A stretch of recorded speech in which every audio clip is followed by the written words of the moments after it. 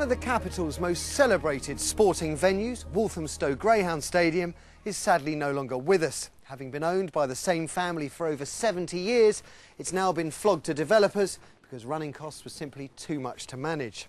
So, does this spell the end of a night at the Dogs in our capital? Well, maybe not, because as I found out, there's a place tucked away in the East End that's still paying in the punters.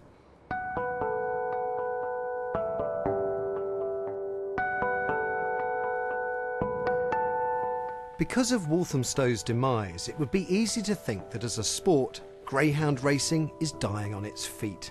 At one time, there were as many greyhound stadiums in London as there now are in the whole country. This is Romford, one of London's only 3 remaining tracks, and is soon to celebrate its 80th birthday.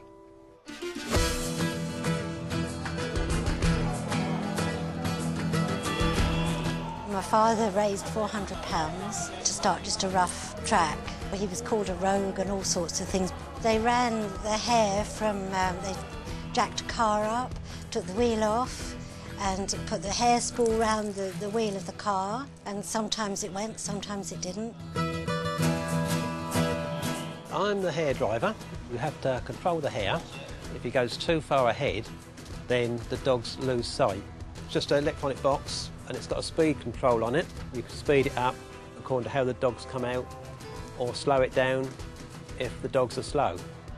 You see the dog go down the back straight and open its leg, and it goes pounding round the outside, and then you can hear them screaming, especially if they've the money on and they look like it's going to win. They scream them home, "Go on, my son, go on, my son, get home, go on, go on." Unlike Walthamstow, Romford is no longer owned by one family. Its owners are the betting and leisure magnates Coral. And it's changes in modern betting practices that Walthamstow say were mainly responsible for their closure. So what exactly were those changes? At one time, someone wanting to place a bet could come on track and place that bet duty-free. That has changed. Also, there are so many different ways for betting now. The betting shops in the high street do stay open later, and you can see a fair amount of live greyhound racing in betting shops. There's the internet to bet on, there's telephone betting. So there are lots of ways for people to place a bet without coming on the track. Anybody want a bet? So here at Romford, how do those traditionally noisy boys down the front compete with that? I'll shout out to them, "Come out, you cowards! Come out, you cowards! Come out! Bring some money with you, cowards!" But anything to get a little bit going with them.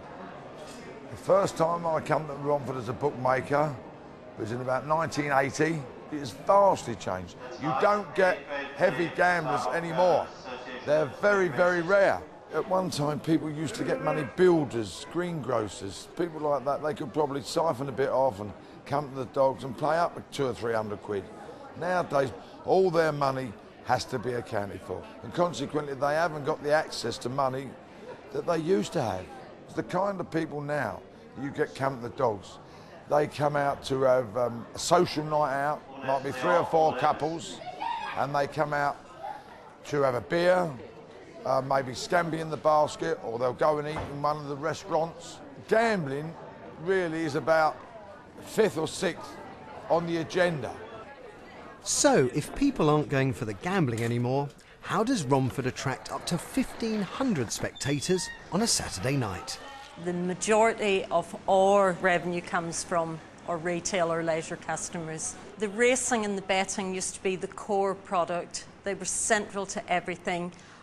They're not peripheral now, but they certainly are just part of a leisure package that includes food, drink. We've got things like scallops on the menu, beautiful pork dish, smoked haddock in a lovely sauce with mash. So you get what I call the day trippers rather than serious punters.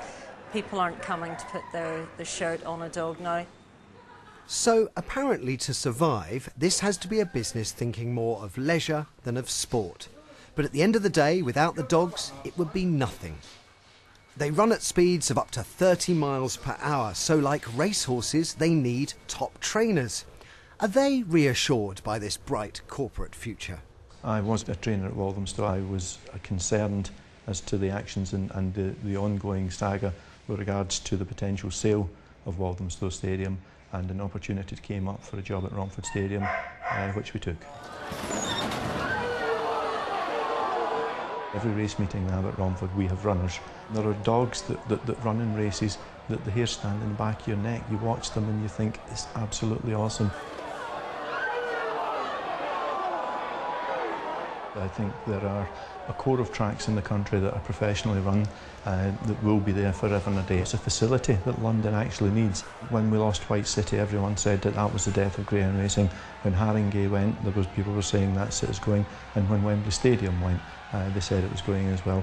Greyhound racing will continue, it always will continue. It was started centuries ago with the Arabs. The greyhound is the oldest known pedigree dog in the world. So the sport should survive thanks to high training standards as well as scallops. But Romford continually looks for new gimmicks to bring in the punters, and here are the latest fine-tuned athletes. It's the Afghan hounds. But in the early days, the original owner, Mr. Leggett, took fun to another level completely. Lock up your daughters, here come the cheetahs. Business started to go down a bit.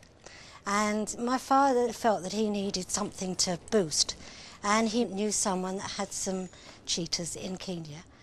And so he imported 12 of them over here, and they spent 6 months in quarantine, and then they spent 6 months being trained. We didn't want a load of dead spectators, did you, around the ring?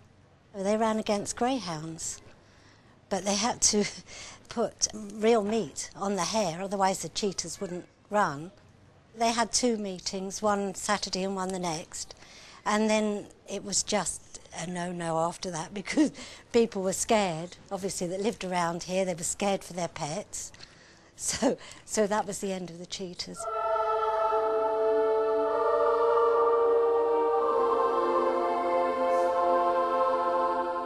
So it was ever thus. If you want your track to survive, think of something different. But as Romford's night out comes to an end, there are still those that are glad to see the closure of any greyhound stadium. They claim it's a cruel sport, and it's the old dogs that suffer. They say that once they stop racing, it's the knacker's yard for them, but it appears this is far from the truth. All the proceeds from this night's racing will go to find homes for retired greyhounds. And out in deepest Essex, Romford even has an old folks' home. We're taking racers from Romford. When they've retired, we advertise in different papers and all through the media, and people go up there, they pick out the dog they want, and since 1999 up to the end of June, we've owned 1,450 of our retired greyhounds.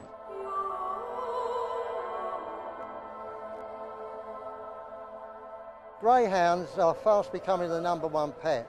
They're so docile, they don't need a lot of looking after. They're the laziest dogs going. Some of them go home and live with their cats, rabbits, dogs and other people. It's not dangerous unless the people are silly enough to let the dogs off the lead, because no matter how obedient they are, they see something and they will go and they will not come back until they've caught it.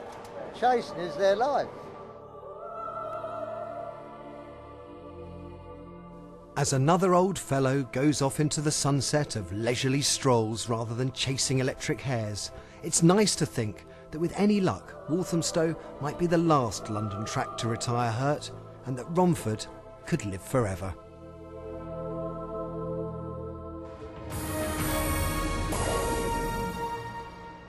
A night at the Dogs, always a good evening, but I wouldn't bet on cheetah racing making a comeback any day soon. Still to come on tonight's show.